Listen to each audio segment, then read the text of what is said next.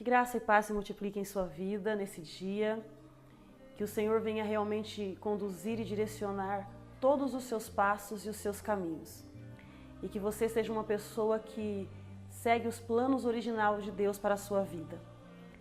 Capítulo 18 de Jeremias, há um texto que o Senhor começa a ter um diálogo com esse homem. O Senhor chega em Jeremias e diz assim: filho do homem, uma tradução que eu gosto muito, querido filho do homem, levanta-te e desce à casa do oleiro, porque ali eu quero falar com você através do que aquele homem está fazendo. Eu vejo o Senhor dando uma orientação e uma direção para Jeremias.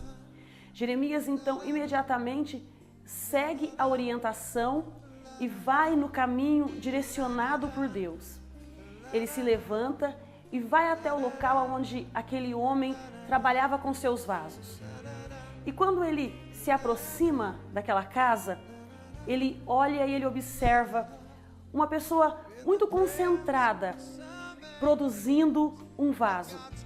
Aquele homem pega o barro, coloca sobre a roda e começa a trabalhar naquele vaso. E ele vai construindo um vaso daquele barro que antes era sem forma.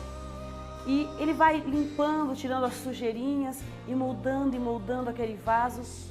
Só que no meio desse processo, o texto diz que o vaso se estraga na mão do oleiro. Então ele começa a fazer um novo vaso, conforme parecia bem aos seus olhos. Então uma palavra vem novamente ao sentimento e ao coração de Jeremias, dizendo assim: você está vendo, filho do homem, como este oleiro trabalha no seu vaso? Assim também são todas as pessoas que moram em Israel. Todas as vezes que elas se estragam nas minhas mãos, eu posso fazê-las novamente. Eu posso reconstruir suas vidas novamente. Mas sabe o que é interessante nesse processo de construir um vaso e do vaso se estragar? Não é só a parte que nós gostamos de ver, o vaso sendo feito novamente. Mas presta atenção nesse processo de produção. Ser feito novamente é muito bom.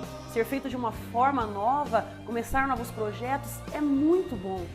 Mas olha só, cada vez que esse vaso se estraga, para ele ser novamente moldado e refeito, aquele lugar onde ele está sendo feito tem que ser limpo.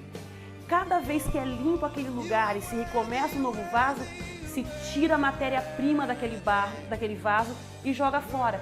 Porque o que sobra do vaso anterior tem que ser descartado. E novamente começa um vaso. Existem pessoas que dizem Deus tem prazer em vê-la recomeçando novamente. Deus tem prazer nos seus recomeços.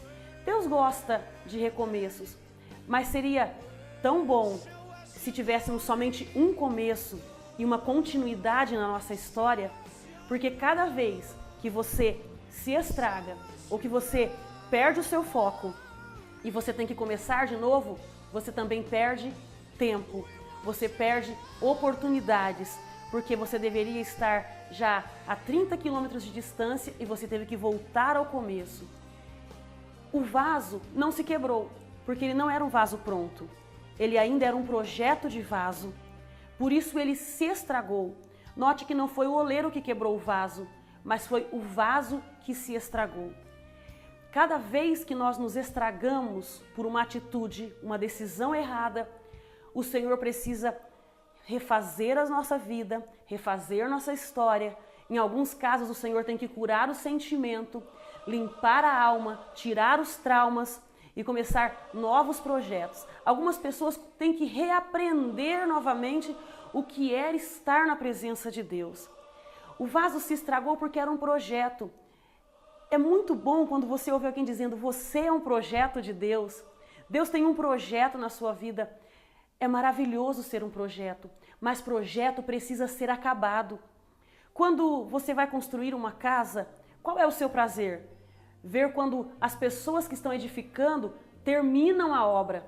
quando o acabamento é feito, quando a sua casa tem piso, quando o telhado já está no lugar. O nosso prazer é ver a nossa casa terminada. E Deus? O prazer de Deus não é te ver terminado? Quando Deus olha para você, Ele não quer ver um vaso se quebrando constantemente. Não estamos questionando aqui o poder restaurador de Deus, porque Deus pode nos restaurar quantas vezes for necessário.